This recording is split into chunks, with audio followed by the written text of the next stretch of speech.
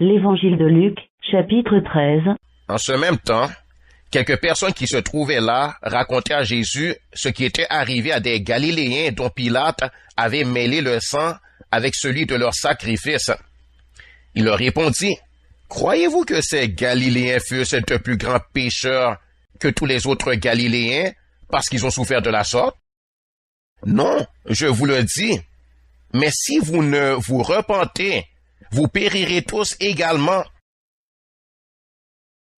Ou bien ces 18 personnes sur qui est tombée la tour de Siloé et qu'elle a tué, croyez-vous qu'elles fussent plus coupables que tous les autres habitants de Jérusalem?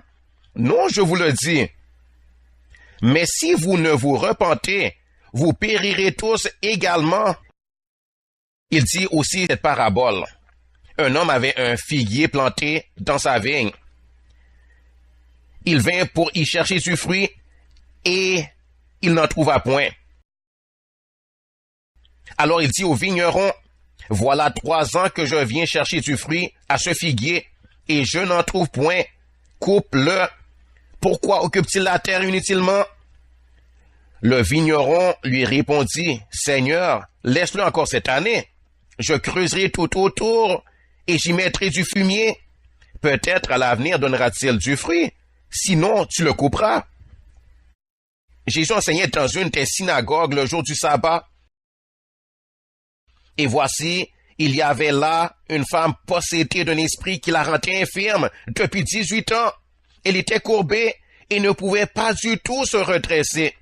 Lorsqu'il la vit, Jésus lui adressa la parole et lui dit, « Femme, tu es délivrée de ton infirmité. » Et il lui imposa les mains. À l'instant, elle se redressa et glorifia Dieu. Mais le chef de la synagogue, indigné de ce que Jésus avait opéré cette guérison un jour du sabbat, dit à la foule, « Il y a 6 jours pour travailler. Venez donc vous faire guérir ces jours-là et non pas le jour du sabbat. » Hypocrite, lui répondit le Seigneur, est-ce que chacun de vous le jour du sabbat ne détache pas de la crèche son bœuf et son âne pour le mener boire? Et cette femme qui est une fille d'Abraham et que Satan tenait liée depuis 18 ans, ne fallait-il pas la délivrer de cette chaîne le jour du sabbat? Tandis qu'il parlait ainsi, tous ses adversaires étaient confus et la foule se réjouissait de toutes les choses glorieuses qu'il faisait. Il dit encore, à quoi le royaume de Dieu est-il semblable? Et à quoi le comparerai-je? Il est semblable à un grain de sénévé qu'un homme a pris et jeté dans son jardin. Il pousse, devient un arbre, et les oiseaux du ciel habitent dans ses branches. Il dit encore, à quoi comparerai-je le royaume de Dieu? Il est semblable à du levain qu'une femme a pris et mis dans 3 mesures de farine pour faire lever toute la pâte. Jésus traversait les villes et les villages, enseignant et faisant route vers Jérusalem.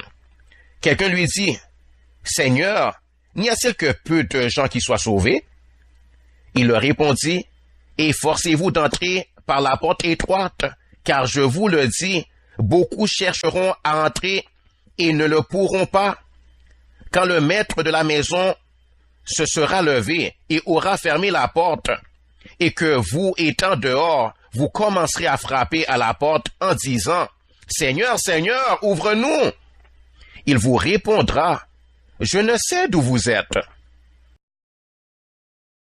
Alors vous vous mettrez à dire, « Nous avons mangé et bu devant toi, et tu enseignais dans nos rues. » Et il répondra, « Je vous le dis, je ne sais d'où vous êtes. Retirez-vous de moi, vous tous, ouvriers d'iniquité. » C'est là qu'il y aura des pleurs et des grincements de dents, quand vous verrez Abraham, Isaac et Jacob, et tous les prophètes dans le royaume de Dieu, et que vous serez jetés dehors.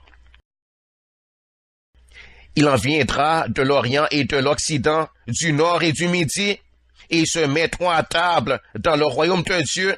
Et voici, il y en a des derniers qui seront les premiers, et des premiers qui seront les derniers. Ce même jour, quelques pharisiens vinrent lui dire, « Va-t'en, pars d'ici, car Hérode veut te tuer. Il leur répondit, allez et dites à ce renard, voici je chasse les démons et je fais des guérisons aujourd'hui et demain et le troisième jour, j'aurai fini. Mais il faut que je marche aujourd'hui, demain et le jour suivant, car il ne convient pas qu'un prophète périsse hors de Jérusalem. Jérusalem, Jérusalem, qui tue les prophètes et qui lapide ceux qui te sont envoyés. Combien de fois ai-je voulu rassembler tes enfants, comme une poule rassemble sa couvée sous ses ailes, et vous ne l'avez pas voulu. Voici votre maison vous sera laissée. Mais je vous le dis, vous ne me verrez plus jusqu'à ce que vous disiez, béni soit celui qui vient au nom du Seigneur.